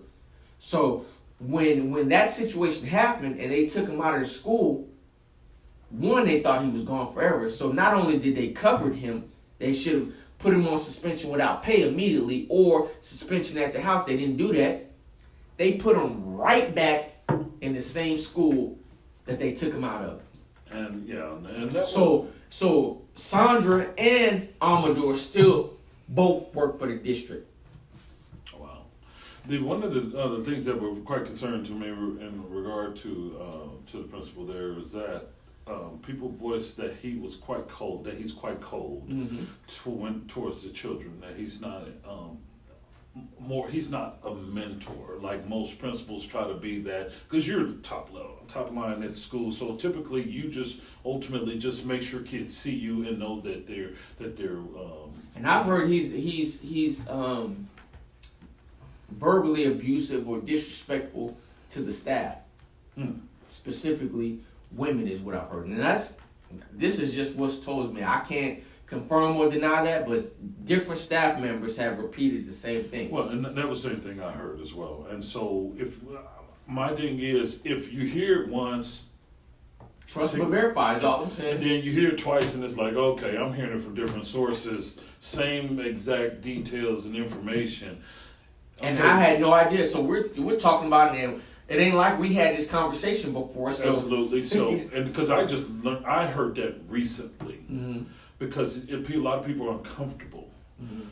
And so in my email to the district, it spoke to your situation and how I was uncomfortable as a parent, knowing that there may be a level of discrimination because you two are definitely different ethnicities. Yes, absolutely. And so, and I spoke to them and I said, well, we entrust you, the community entrusts you with our children. I hold you to a higher standard across the board. You know what that looks like in math? Since in education, we're going to do this for all the educators, right? If A plus B equals C, then C minus B should equal A. Absolutely. That's not happening. So remember, I try to paint pictures. Everybody like, oh, well, we don't understand education. Well, okay. Well, for all you educators who don't understand common sense then, or how policies and procedures and laws and rules work, I'm gonna take you to class. I'm gonna take you to class today. A plus B equals C. Then C minus B must equal A, or C minus A must equal B. Right? That's for all you educators. So there's no reason or way that individuals can tell me that they don't understand that the foolishness is going to the discrimination and the retaliation. So let's go through that because I want to move and go to some other things. So before we we're here all night. We're gonna have to go part 2 of this because we really I don't know how long we've been going, but it's probably about a 2-hour video. No, I'm sure it is. But I mean, I think that this gives people a good understanding. Right, of good foundation of understanding of what they should be looking for, where their attention should be in the community. Or even if you don't know what you're looking at, just start. I like to equate it to knowledge. Gaining knowledge is like eating barbecue in all white. no matter how careful you try to be, no matter how pristine you try to eat that barbecue, you're inevitably going to get something on your white clothes. And that's the way knowledge is. No matter what you don't know about the board meeting or what you don't know about education, the more you go, the more you sit in those rooms, you're inevitably going to pick up some knowledge that's going to start clicking. Oh, yeah. Right? Oh, yeah. And so, yeah, the first time you go to a board meeting, you're going to be bored out of your wits and you're not going to know what the hell is going on. Yeah, there's a lot but of the acronyms. more you go, right, and they do that on purpose. They throw the acronyms out to Yes. make you seem like you don't know what's going on. But guess what? The more you go, the more you start figuring it out. And guess what? They can't exclude you from those conversations. The moment you start asking questions and the moment you really start understanding what's going on is the moment that you're going to become public enemy number one. Yeah. Because the truth of the matter is, they don't want you to be involved. They don't want you sitting at the table. That's why they don't live stream the board meetings. I was at the board meeting where the union came in and said, you need to live stream these board meetings or we're going to stage a walkout. Totally against the walkout. That was foolishness to me. Yes. But do we need to live stream board meetings? Absolutely. Yeah. You know what the response from the board was, specifically President Ann Williams? Her response was to say that if parents really want to be here, they would be here. So we're not gonna live stream these board meetings because if parents really want to be here, they'd be here. Well, that's kind of interesting because HISD does. Then I went to several. Matter of fact, the last two committee meetings and the last board workshop, the last two committee meetings, board members have had to be called in on speakerphone to be a part of the meeting. And then at the very last board shop, one of the board members had to be live video recorded in to be a part of the meeting. So my question is, if parents want to be a part of the meeting, if parents really wasn't concerned, according to what President Ann Williams said, if parents really cared about what was going on, they'll be there. What does that say about the elected officials that ran, right, for this position and aren't there? As it stands to this day, and you can go back and check the videos, as it stands to this day, I'm going to say this live on camera, as it stands to this day, I have the best attendance out of all administrators, all board members, and even superintendent of Alief ISD board meetings. Let me say that again. I, as a parent, have the best attendance out of Alief ISD administrators, Alief ISD superintendent, and Alief ISD board members. Yeah. Every last one of those board members have missed more meetings than Damon Barone across the board. I always know where you're going to sit, and that's just when I walk in, it's always interesting because when I walk in, it's always, hey, he's here. Yeah. And so, I shake my hands and I go and I come sit down behind you because I just want to make sure that I can see some of the things that's going on. And so I want to go back real quick and just finish that up with your situation versus Amador Velasquez. It concerned me, so I wrote the email, and I'll share it later on my Facebook page. The letter that I wrote to the district. It just spoke to the situation involving Damon Barone and his legal battle with the district, and also the situation with the principal Amador Velasquez as his situation and Damon's mirrored. Though Damon was ultimately falsely accused, and dismissed and expunged charges. Meaning, realistically, no one can bring it up to use it for anything because it doesn't exist. Never really happened. But yet, you still didn't regain your job. Mm-hmm. And Mr. Velasquez he kept his job. Mm-hmm. And then was set right back to the place that people didn't even want him to come back to. Mm-hmm. And pled what? Guilty to the charges. It's concerning because, and I think a lot of people, one of the things that, once again, I want to speak to this, that this is not a gripe video. This is an informational communication, helping people to understand that when you're not at the table, Darlene Bro said, if you're not at the table, you're on the menu. Well, guess what? Every month, I'm the only person sitting close enough to the table to be at the table. Everybody else in the district is on the menu. And what I mean by that is they're eating you up by their votes, right? They're eating you up by the policies that they're writing. They're eating you up by the procedures that they're approving. Yeah, right. Yeah, that's that, and you're absolutely right, because here's one of the concerns that I have with the voting. They get summarized information, very limited information as they give to the board or they have in these presentations. Oh, by their own account, the information that they're asking for is not presented to them. So you ask for some information, you openly know that the district hadn't provided it to the board, and yet you still vote on it because we want to look like a board of one. Yeah, or you got a person that sits down there, and when they go to vote, he looks first to see if a certain person that he's very familiar You must be with, talking about John and Lily. Yes, okay. John Wynn and Lily Trump. Yeah. And so as soon as he looks at his tablet the whole night, barely even paying attention. I have yet to hear him ask a question concerning anything about education, what he's heard, anything. But as soon as it comes time to vote, okay, we're voting for this, right? And it's like, oh my God, this is the person that is helping to orchestrate the quality of education in the community of what, about 36,000 students? 46,000. 46,000. I thought the number dropped. Because we got a lot. Oh yeah. I mean, number drop. Our enrollment is quite low. Our enrollment is consistently declining year after year. Not only the enrollment. Well, let me say this. The number of teachers. Let me say this. Even though our enrollment is declining, the people in our community are not leaving. They're taking their kids out of public school and putting them in the charter schools that's neighboring and filtering throughout our community. So let's be clear. It's not even that. It's not just that, not even that, but it's not just that.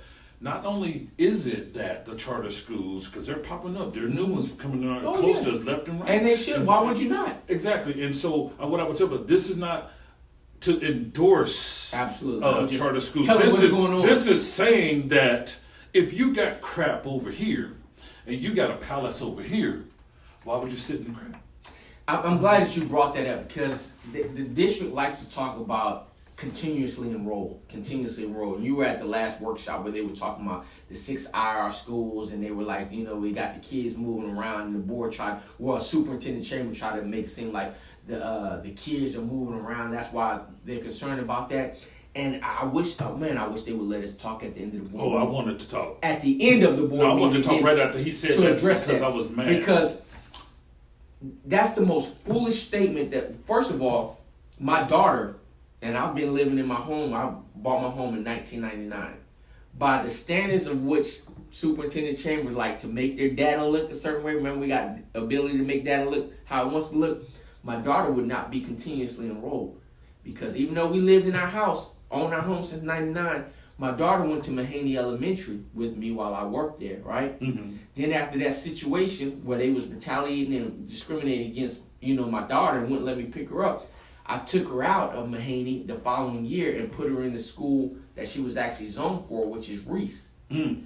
Under the way the policy is written, or the way they try to present it, my daughter isn't considered continuously enrolled. You see what I'm saying? Mm. So even though we still been living here, we hadn't moved a lick. She's not considered continuously enrolled. So I say that to say that's one way of looking at it. The second way of looking at it is, and I'm gonna just be candid here, why the hell would I want to be continuously enrolled if this school sucks? What the hell? You see what I'm saying? Oh, I totally understand. If this school sucks, they not providing my child what I need them to be providing. What am I going to do? I'm going to move. And just for you non-educated, since they like to say you're not in education, you don't understand. If I go to the McDonald's on Highway 6 in Bel Air, mm-hmm. and I order, we've been talking about hamburgers all day, right? Yeah. I order hamburger, and I get food poisoning, right?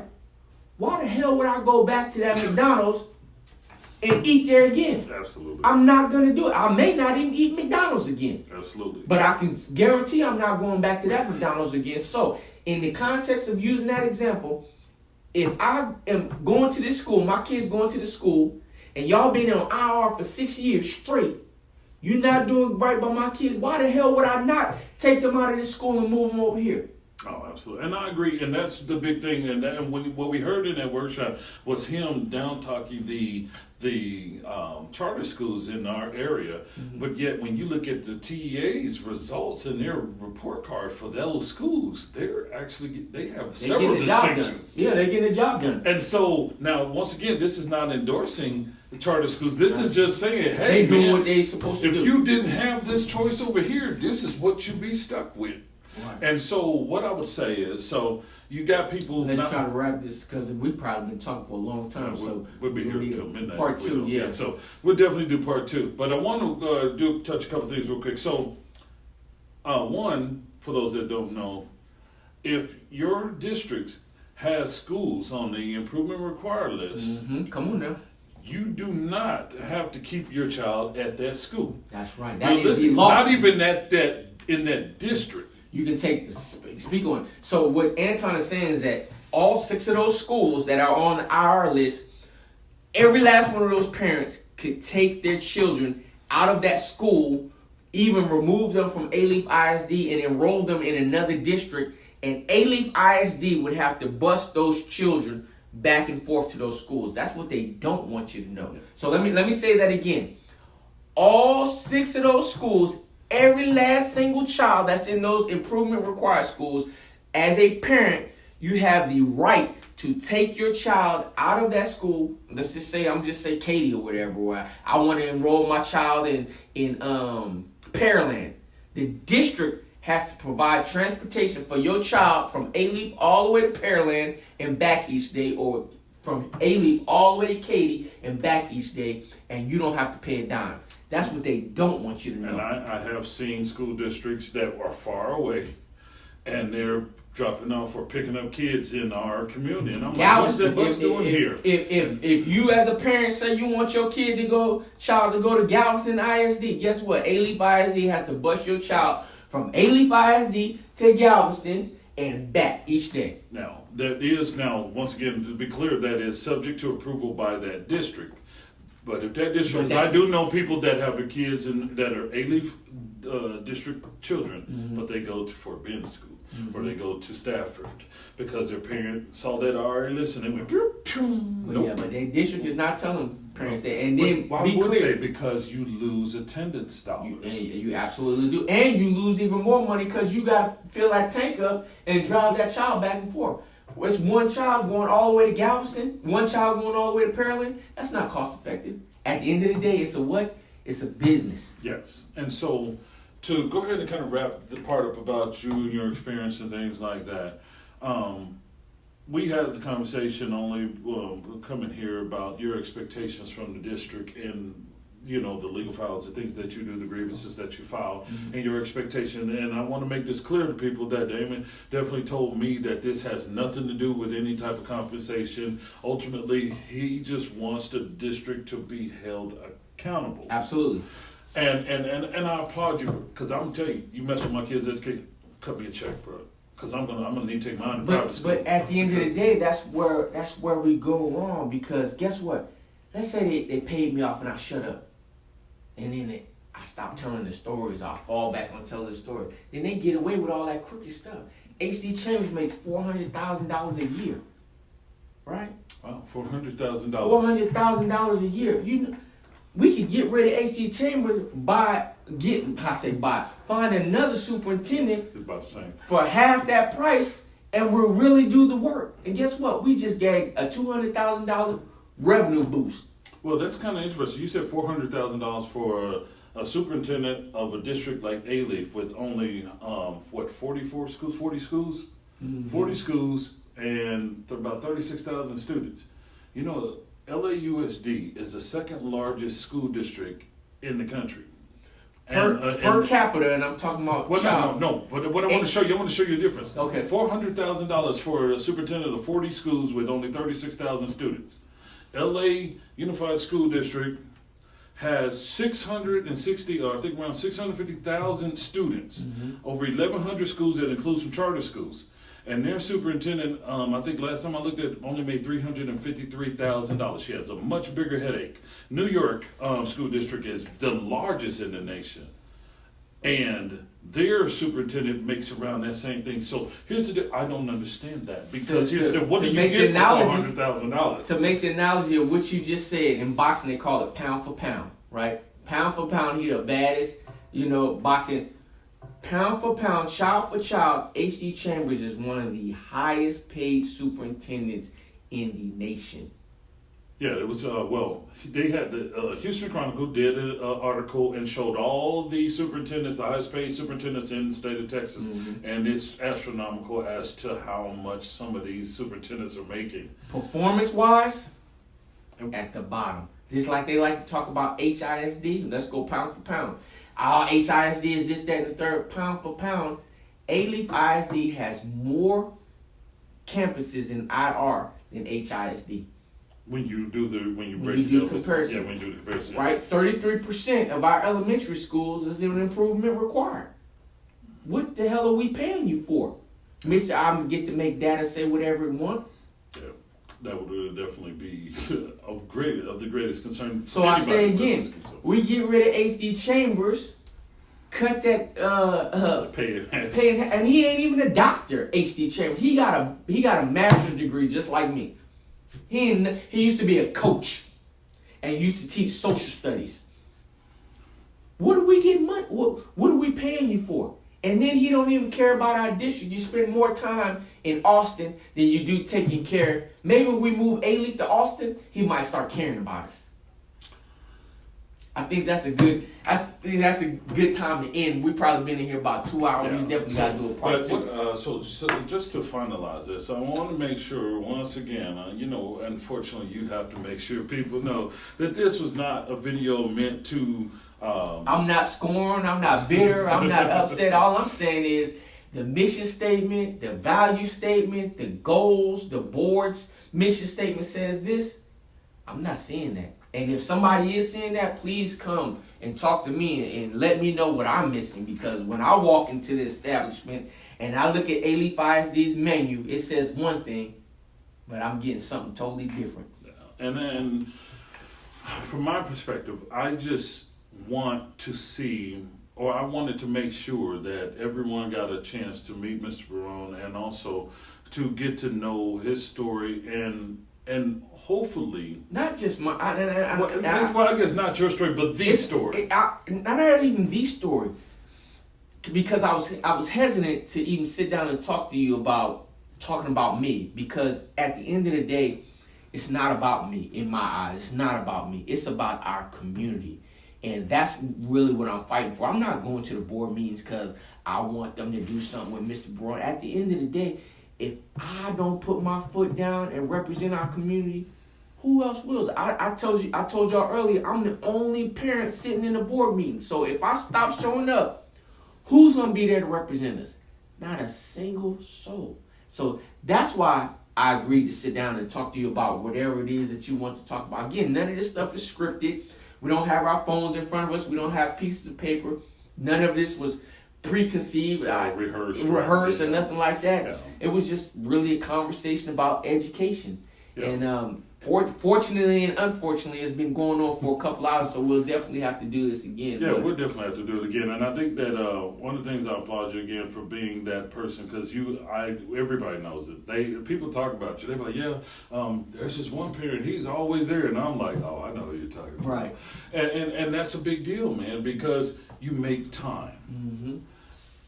I make more time than the board members do, and the superintendent and the administrators that get paid to be there. Remember, I told you, my attendance is better than every last board member who volunteered to be elected, right? They said they had time to do it. Everybody that campaigned to sit up there, my attendance is better. My attendance is better than H.D. Chambers, who gets paid $400,000 a year. My attendance is better than every last administrator that sits over there on the left side of that room. And I do it for what? For free. I don't get a dime. I'm not running for nothing. I'm not, I'm not campaigning for anything. Yeah. So why is it that my attendance is better and a more quality? And I'm actually paying attention because I'm using the stuff that they say against them. So I'm not just sitting there. I'm listening. If you come there, I'm taking notes, right? Yeah. I got money. You come ask me for my notes now from every last board meeting I went to. I'm engaged in what's going on, and most importantly, I'm sharing that information with the community. And that's a big deal, and like I said, I commend you on it. You know, the unfortunate of it is that this didn't just start overnight. This has been going on. So anybody that would sit up in front of me and tell me that they were on the Alief board of trustees and use that as a claim to fame, I just go, yeah, I'm not. That makes you suck. Right. Because I remember, because it's a lot of people that sat on that board that's complicit. So exactly. Just because you were a board member, just because you used to work for the district, just because you were an administrator for the district, that don't mean that you wasn't complicit to any of the foolishness then, now, or in the future. Well, the funny thing is, because John Hanson, who was formerly on the board, now the HCC trustee, said that Alief ISD is a well-oiled machine. And I was trying to understand the knowledge, because I'm just like, oh, what's well-oiled about it? Like, is it the fact that the kids actually come to school? Or well, I would argue that his statement is correct, and the machine is well-oiled. Unfortunately, you didn't ask him what type of machine he was referring to, right? And I say that to say, and I'm gonna give props, and this seems crazy. H.D. Chambers, his administrative staff, and attorney John Eric Nichols, they're great at what they do. Let me say that again. H.D. Chambers, his administrative staff, and the attorneys John Eric Nichols are great at what they do. So would you consider them great illusionists or magicians? Unfortunately, the things that they do are unethical, sometimes illegal, and absolutely does not benefit our children. So you have to be clear about what it is that you're asking, or what it is that someone is telling you is well-oiled, because those individuals are well-oiled. Unfortunately, they are on the wrong side of the law, they are on the wrong side of ethics, and they are on the wrong side of what's right for education in our children. So be clear on what you ask. So I guess that would definitely been a great secondary question to ask, like what machine are you referring to, or what type of machine? Because yeah, when you put that way, it makes you start to thinking like, okay, so yeah, you're definitely good at what you do. They're great at what they do. Yeah, absolutely great at what you know, but what you're doing is not great for these kids. And what you're doing is not on that menu. That's most important. I would have to totally agree. So, guys, we've had a great time. I really enjoyed sitting here with Damon.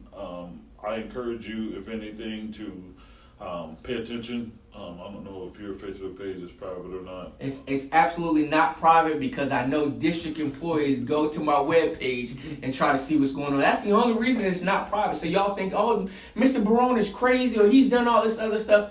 It's public just for y'all. Just for y'all. So if you're interested in find out anything, any other information, any concerns that you may have that you may want to get answered. Message me, email me. My email address is damon_barone@hotmail.com. That's damon_barone@hotmail.com. My home telephone number is 281-752-6823. Why am I giving you that information? Because I have absolutely nothing to hide. My home address is 3423 Cascadia Drive, Houston, Texas 77082. That's CASCADIA Drive. Why am I giving that information? Again, I'm not giving you anything other than what's already public information. I have nothing to hide. I'm not running from any questions. I'm not running from any individual. So again, home number is 281-752-6823. My home address is 3423 Cascadia Drive, Houston, Texas 77082. And my email address, last but not least, is damon_barone@hotmail.com. First name _ last name @hotmail.com. Man, I appreciate you. I really do, because one of the things that I decided recently was to get involved in politics. We live in a district that has ultimately been forgotten and underserved, like many other places that I travel to on a daily basis. I'm in our wards, I'm in Sunnyside, I'm in other places where you can truly see how the black community gets neglected. The transportation infrastructure is limited or non-existent. And so I wanted to do something that gave people the opportunity to voice their opinions and concerns and not be afraid, and let other people that may have the same type of story or the same issues, find their voice, right? Mm-hmm. Because it takes a lot. I could see it in you. It takes a lot of courage. Yeah, it does. Because I saw it in you when you were speaking about the circumstances where they wouldn't allow you to pick up your daughter and things, and then other things that happened to you. I mean, it ultimately caused your family a lot of hardship. Mm-hmm. And so what I want to make sure with this is just to make sure that you got the opportunity to let people know your story, because I know that the district does everything that it can to try to keep you in that box where no one gets, like, even during that meeting when you stood up and actually spoke during the presentation, the audio is bad compared to other times. The camera mysteriously that day wasn't working, and then all they had was audio, and then the audio recording was horrible. So imagine that. So this was an opportunity. We went kind of a little bit all over the place, but I think that the gist was given, and I applaud you and I appreciate you. I love you because of what you do. It's not easy to put yourself out there like that, because it's personal. You're exposing yourself, mm-hmm. and a lot of people can't do that. Right. You're taking a risk because this district has proven that they will retaliate, that they would use any means necessary to make you shut up. Every last tax dollar they got. Yeah, and so that is the type of things that people out there should know. Mm-hmm. That when you're voting for school board members, you need to pay attention to certain things, who's pushing who, and all this sort of things. And then again, I don't want to go on because I feel like we got to do a part 2. Just think about, go back and watch the films if they have any. How many school board members attended school board meetings before they got elected? So your track record horrible now. You didn't attend one single school board meeting before you got elected. Do you really care about the district? Yeah. Right? Go back and watch the videos. Go back and do open records requests for certain things. Most of these individuals weren't even around until it came time to sit on the school board. And once they found out it was some real work to be done, they're like, ooh, I thought I was just going to be able to put this on my resume. I show up once a month. Now you got Damon Barones following me, and community hold me responsible for my voting. I didn't really want this stuff, or now I'm going to make them look like they some kind of way. Well, it's funny because, and God, we will be here 3-4 episodes, but the funny thing about that is that I spoke to President Ann Williams right before a meeting. Mm-hmm.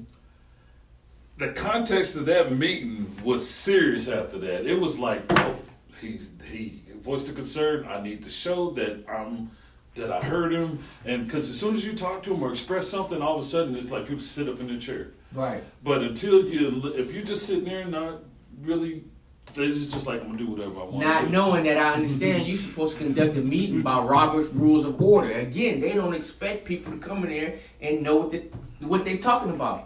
Yeah, and so that's one of the kick things I just wanted to get out there. So anybody that had watched this and joined us during this time, I want to thank you. God bless you if you watched the whole thing. Oh my God, I'm so sorry. But the unfortunate is that a lot of these discussions and things that you heard tonight, and discussions like them should always be had and should continue to be had, and we'll do it again. And so I appreciate you, brother. Thank you for all you do. Hey, appreciate you guys. Damon Barone. Anton Dowse.